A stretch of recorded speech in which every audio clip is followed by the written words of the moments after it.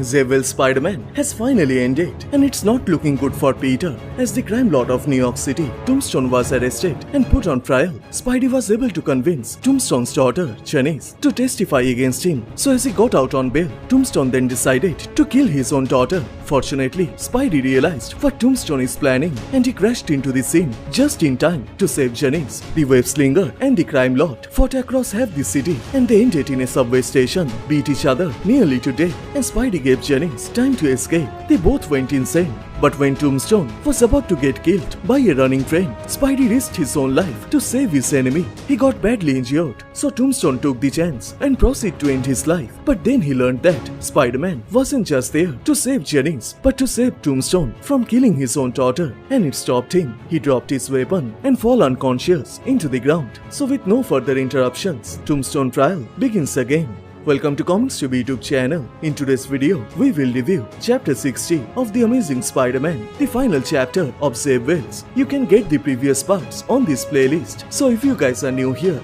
please subscribe and turn on all the notifications to never miss any future uploads. Please like, comment and share. All the text and images are owned by its respected company. You can support them by purchasing it digitally or from any offline stores. The issue opens up at the court. Everyone saw what happened last night. The fight between Spider-Man and Tombstone is a hot topic. The judge is pissed at both Tombstone and on the prosecutor's side. As the eyewitness, Janice Lincoln, has left the city, the lawyer tries to convince the judge that Janice Lincoln's departure is directly related to Tombstone's interference. He tried to kill his own daughter, but the judge has no interest in this, and also the interference of a masked vigilante attacking Looney Lincoln has irreparably tainted the case. So with the disappearance of the prosecution's witness, the court decides to dismiss for today, which shocks everyone. Peter is pissed that the judge let Tombstone walk again freely because Spider-Man wouldn't let him murder his own daughter, and while they are leaving the court, Tombstone appears in front of Peter. He invites him into his car, but Peter says last time he wanted to kill him inside his car, so he prefers to walk instead. Jennifer is ready to beat him again, but Peter agrees to talk with him, and he asks Looney what does he want. So he replies he got a message for Spider-Man. He wants Peter to tell him that he got to the judge. This isn't Spider-Man's fault, it's simply business. Of course Spider-Man won, but that's not how the world works. And before leaving, he gives another message to thank Spider-Man.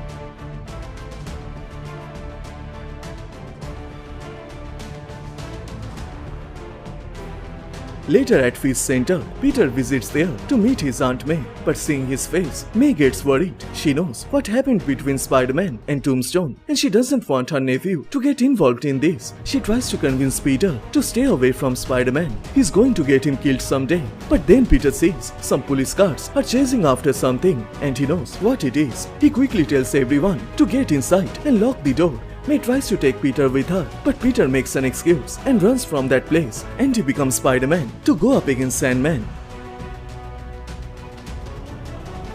Seeing Spidey, Sandman becomes mad, as last time he turned him into a glass sculpture. So Peter admits back then he wasn't in the right mind because of the Goblin persona, but he has a gadget to put him down. But before he can use that, Sandman catches him off guard and he lost the device.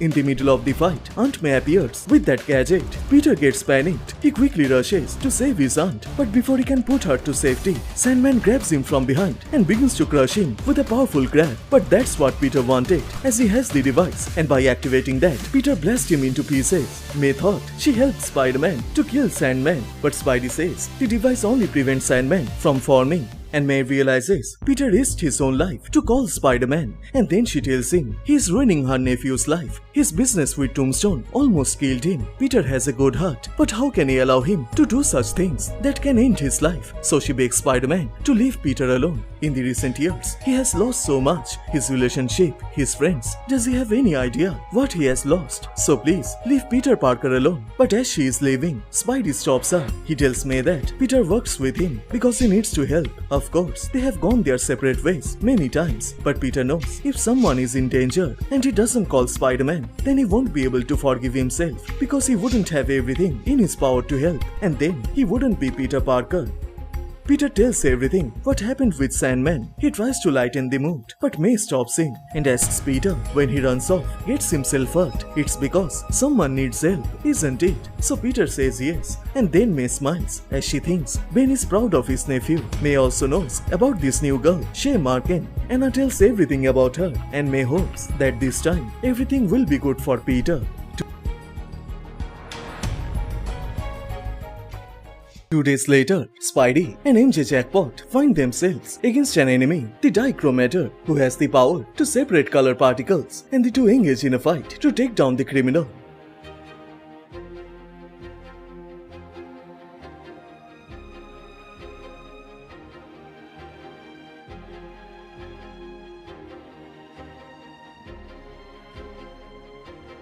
Jameson gets relieved that he finally gets freed himself from that creature. But while arguing with Jonah, MJ and Peter realize they are late. It's already 8:30, so leaving Jonah, they quickly head to an alleyway to change their costume. It seems they are on a double date, where Peter is going with Shay and MJ is with Paul, and they are late. They told them to be at the restaurant at 8, and now both Shay and Paul are in there, staring at each other and leaving Shay with Paul. We already know what is coming next, but MJ asks Peter why did he want a double date, as she knows she doesn't want to have a dinner with her boyfriend's ex. But Peter says it was Shay's idea. Aunt Anna convinced her to meet with her niece, as Anna believes MJ and Shay will definitely love each other and she will not stop until they are friends, so they quickly run to meet with them.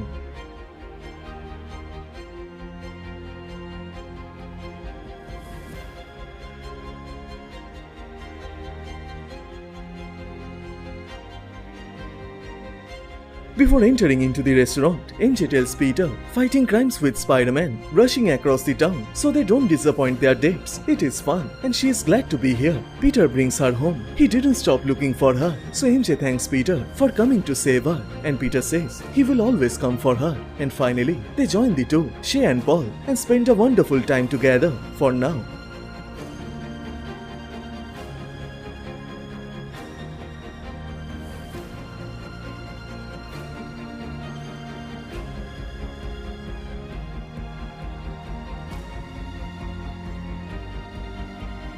But while everything is going great, someone is watching them from the outside, and then the panel jumps. One day earlier, Spidey is fighting a criminal named Bushwhacker, and in the middle of the fight, Ben Riley, Chasm shows up and knocks out the criminal, and then he tells Peter he wants to talk with him, so they grab a seat. Peter thanks Ben for saving his life from the Goblin persona, and the reason Ben wants to talk with him is that he is not obsessed with Peter anymore. He is ready to move on. He needs to find his own life. He has been stuck in Peter Parker's orbit for too long, and that's going to end. Peter is also happy for Ben, but in reality, it was all a lie, as after the Spider-Goblin event, Ben is now following Peter everywhere. He knows he is not the real Peter. His life is a shadow, while Peter lives in the light. So he wait and watch for his chance to take it all back. But that's not the only thing, as now Dr. Doom has become the new Sorcerer Supreme. He's going to give Spider-Man 8 extra lives. He will be his champion. In the Covenant, he will fight for everyone, and he will suffer for them. Spider-Man will die again and again.